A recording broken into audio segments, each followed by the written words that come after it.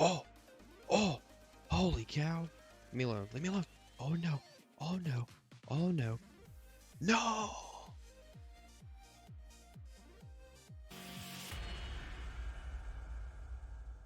Hey there, YouTube. So before I start the video, I just wanted to thank every single one of you for watching my video and subscribing to my channel. It's so crazy to think that I started this channel about a month and a half ago, and I'm almost at 100 subscribers. So seriously, thank y'all so much for the support. But let's go ahead and jump right in. Welcome back, YouTube, to another 1 hour grind series. So today's topic, we're going to be looking at grinding at Gyfin Underground. So we'll be looking at the location, rotation, and any mechanics, which this spot does have some mechanics. And then finally looking at the loot. But let me tell you, this place so far is my favorite grind spot, just with the aesthetic aspect and the mechanics. It's just a very well-made grind spot. And the money per hour is, well, stay tuned for the whole video to find out, but spoiler, it's pretty good. Also, just want to point out that this video is geared towards a person who may be checking out the spot for the first time. So your money per hour may be a little less, which does reflect into my numbers. But I'll also talk about the potential average money per hour once you get efficient with the spot. But with that being said, let's jump right on in. So first, this area can be a little difficult in finding. So when in doubt, you can just go to the monster zone info and then just type in the name of the spot. So right here, and then you're just going to click this little arrow button here. And then once you click it, it's going to automatically set a auto path, and it's going to be located right here. And then also right in here. Okay, so it's close to Grana in the Kamasylvia region here. I know when I first came here, I was like all the way over here on top, and I was like, where is this place going to be at? So just click that button, it'll take you right to it. There are multiple grind spots here in this region, which I'll go ahead and show you the different spots now.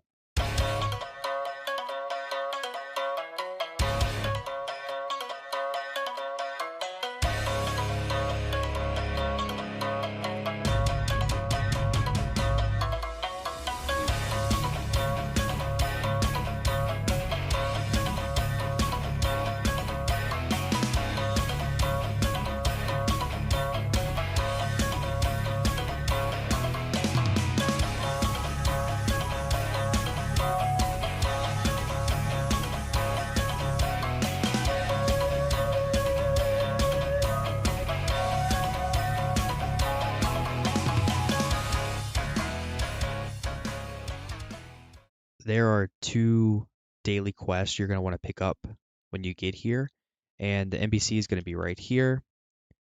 And these are the two daily quests you're going to want to pick up. And they're going to give you some pretty good rewards right here. So they're going to give you 20 capras and then 60 of these leaves, which you can turn in for a root, and then you can sell that on the marketplace, which if you total both of those items, if you sell them on the marketplace, it'll give you around an extra 60 million to your overall hour. So very important that you pick these up. The recommended AP here is going to be 300, and the recommended DP is going to be around 380. So obviously not really a new player spot.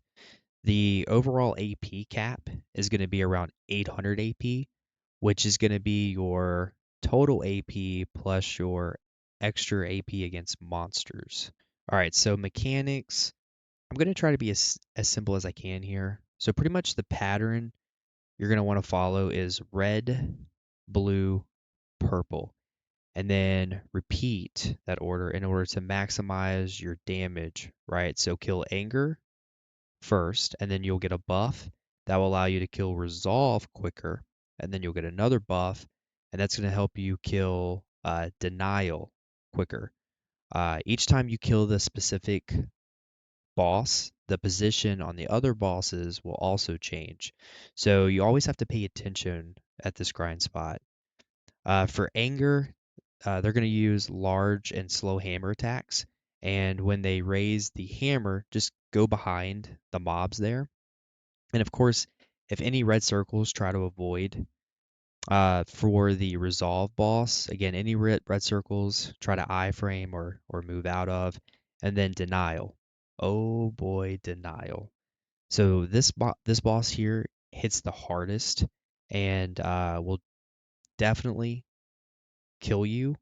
So you want to make sure you dodge these attacks because the frontal guards are really not effective against this boss. And then throughout the grind spot here, two different bosses are going to spawn. So two different bosses events. You have the Decimator and then the Butcher.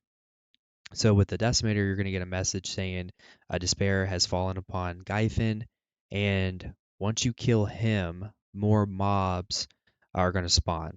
They are easy to kill, and they do give you a lot of XP. Uh, and then with the Butcher, when he appears, the three bosses will not move, and you have to kill the Butcher first. And then when you kill him, you're going to receive a buff that will make all three bosses attack you simultaneously. But this buff also allows you to kill the three bosses much, much easier.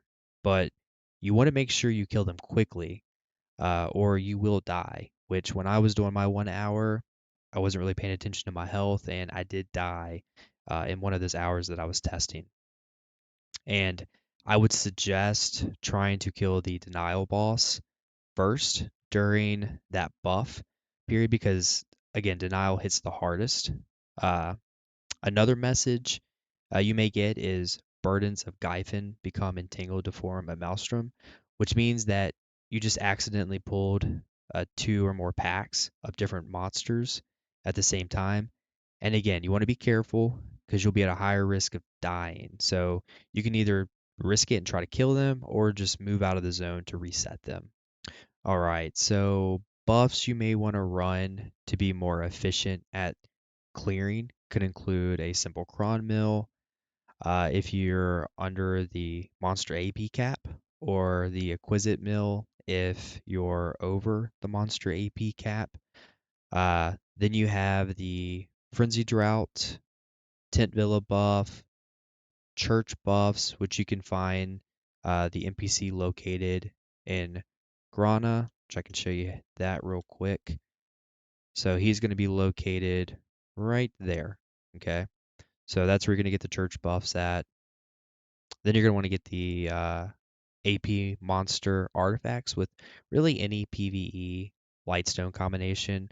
But I'm using this setup right here, which is definitely not the best in slot, but they are pretty easy to obtain. But with all that being said, I'll see you in an hour.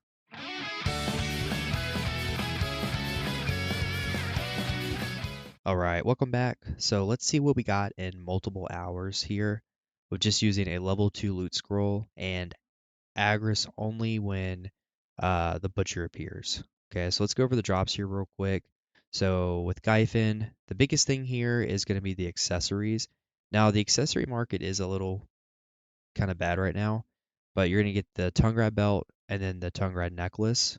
Okay, and these do drop pretty frequently. So like the 1 hour that I had here, I had two necklaces and then one belt. So that's just going to add extra money to your hour. Uh, then you're going to have the armor stones, the weapon stones, the origin stone, the Elkar, the forest furry, the Kaffir stones, which you do get a lot here, the rumbling earth shard, the swaying wind shard, ancient spirit dust, pure forest breath, and then here's your trash loot, which also for one of those you're gonna sell for 25,000, and then the trace of memory, right? So a lot of your money is obviously going to be right here in the trash, and then in addition is going to be the capras, and then your accessories. Okay, pretty RNG based spot, but it can be pretty consistent, especially with the trash here.